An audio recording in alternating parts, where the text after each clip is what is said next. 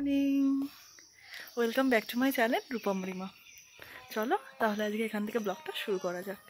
আজকে আমাদের লাস্ট দিন, আজকে বাড়ি ফেরার পালা। এখন ঘড়িতে 10টা মতো বাজে, তাই রেডি হয়ে গেছি।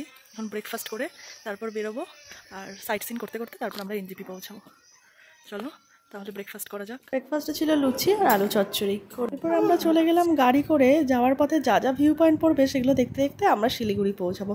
প্রথমে পড়েছিল চারকোল ভিউ পয়েন্ট। এটা হচ্ছে চারকোল ভিউ পয়েন্ট। এখানে আমরা কিছুক্ষণ সময় কাটিয়ে ছবি টবি তুলে তারপরে পরের উদ্দেশ্যে রওনা হয়েছিলাম।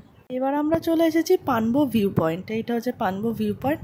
আর এত কুয়াশা ছিল যে কিচ্ছু ঠিকঠাকভাবে দেখা যায়নি, পুরো সাদা সাদা আর পুরো অন্ধকার।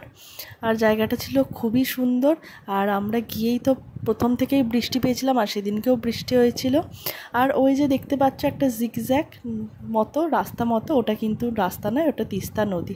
কত উঁচু থেকে দেখো কয়টুকু দেখতে লাগছে আর কি সুন্দর লাগছে, সেই ওই জিগজ্যাগ রোডের মতো।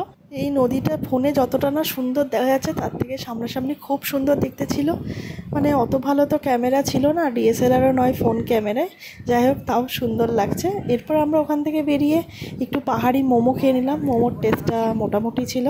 তারপর আমরা চলে যাচ্ছি পাহাড় এ পাহাড় ও পাহাড় দিয়ে ঘুরতে ঘুরতে শিলিগুড়ির পথে।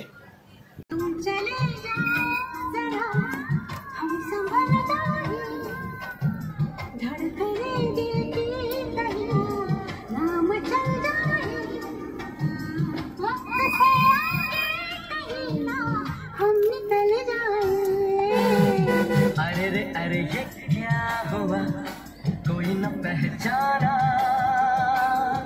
শিলিগুড়িতে নেমেই আমরা দুপুরের লাঞ্চটা একটা রেস্টুরেন্টে করে নিলাম। আমরা খেয়েছিলাম ভাত, আর দেবাঞ্জনা সুশোভনদারা খেয়েছিল চাউমিন। তারপরে সেখান থেকে খাওয়া দাওয়া করে আমরা চলে এলাম শিলিগুড়ি স্টেশন। শিলিগুড়ি স্টেশনে ঠিক ওই বিকেল 4:30-5টার মধ্যে পৌঁছে গেছিলাম, কিন্তু আমাদের ট্রেন ছিল রাত 8টায়। তারপরে স্টেশনে একটু বসে টসে ওয়েট করছিলাম, আর বেটুর সাথে একটু গল্পও করে নিচ্ছিলাম।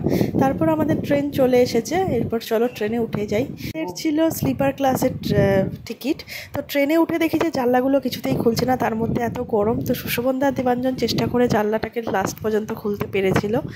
আর তারপরে চলো আমরা যাত্রা শুরু করি বাড়ির পথে।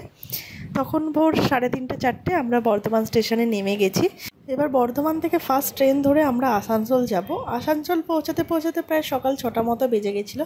তার মধ্যে হয়েছে একটা ঘটনা, সুশোভনদাদের ট্রলি ব্যাগের যেটা দিয়ে হাতলটা দিয়ে টানে সেটা গেছিলো ছিঁড়ে। তাই সুশোভনদা সেখানে আবার রুমাল বেঁধে সেটাকে নিয়ে টানছিল। আর খুবই কষ্ট এরকম ওপরে ওঠা বা সিঁড়ি দিয়ে নামা, আর আসানসোলের যা ব্রিজ। তো কোনো রকমে সেটা করে নিয়ে আবার অটো স্ট্যান্ডে গেলাম, দিয়ে অটো বুক করে আমরা পুরো ফাইনালি বাড়ি চলে এসেছি। বাড়ি গিয়ে রেস্ট নিয়ে, আর তোমরা তাড়াতাড়ি আমার ভিডিওটিকে সাবস্ক্রাইব করে আমার পাশে থেকো। চলো টাটা, বাই।